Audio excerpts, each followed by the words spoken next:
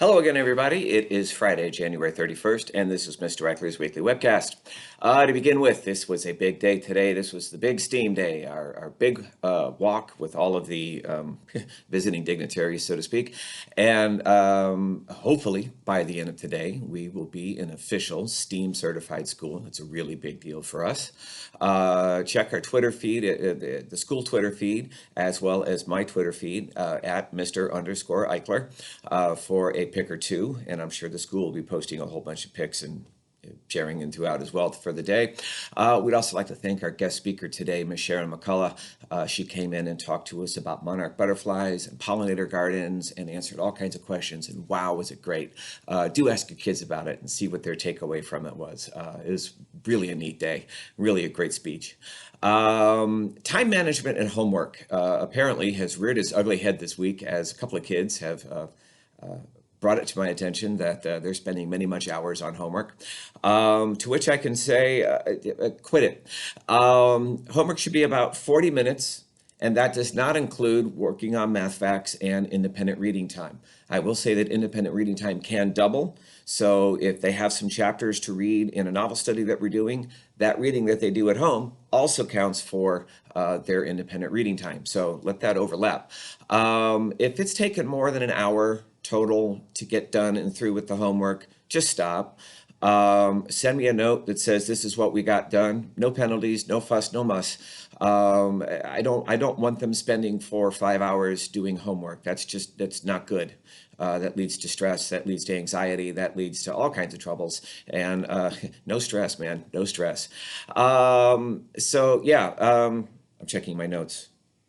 Oh, I know. Also, on the homework tab, I'm going to start trying to get a little time management with them and telling them how much time they could or should be spending on any given assignment so that they can better gauge how long it should be spending in doing their math homework and doing their reading homework or doing whatever. And that does not include goofing around time. So, if they do a math problem and they sit and stare at the shoelaces for 5 minutes, that doesn't count. It's all about working smart and staying focused on what we're doing. Yes, next, Valentines. I don't do a big deal about Valentines. For them, it's just another day, really.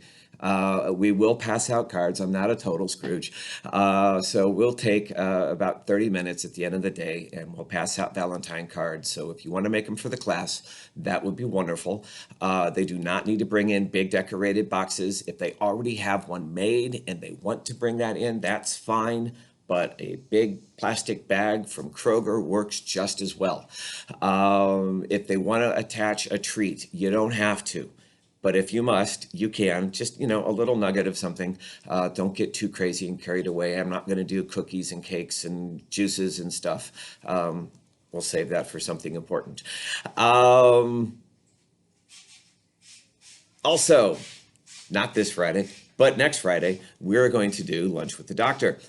Because today being the STEAM day and just all the insanity that's going on, it just was not a good day to do it. So next Friday, February 7th, will be our next lunch with the doctor. Lunch starts at 12:30. We're going to be watching season 2, episode 3, called Class Reunion. One of my favorite David Tennant episodes because it marks the return of a very old companion, Sara-Jane Smith. She was Tom Baker's companion back in the 70s and John Pertwee's companion back in the 70s. It's just a great episode. I love it to death. So that's next Friday. Don't forget, come on in. You're welcome to join us with their paid admission ticket. And finally, what's going on in class? So much. In math, we've been working on addition and subtraction of fractions, and thank you all for watching videos and learning our way to do it. It's a little different, but it shows them how all of these fractions work into each other and how an improper fraction becomes a proper fraction. And it leads very nicely into the division of an improper fraction in next year, and it sets them all up for what comes next in 5th and 6th grade. So this is a really strong foundational approach to fractions, and I appreciate your time and patience. And I think knock on wood. Sorry for the earthquake. And I think they've got it. Judging by homework and classwork and everything, we'll see how today's test goes. But I'm excited. I think that they've really got it. In reading, we are still continuing our novel studies with Roald Dahl and the BFG and Matilda. In writing, we are working on our opinions and we're doing our book reviews, and hopefully we'll get to recording some today and finish them off next week. So look for a finished video for next week. In social studies, we have been working on the Oregon Trail and traveling west. And in science, we are still doing our weather. We've been taking weather notes all week and collecting data. And next week, we're going to use that data in making some graphs and some charts and stuff. So it'll be cool. Hey, that's everything. Thank you all for tuning in. Have a fantastic weekend. And we'll see you all on Monday.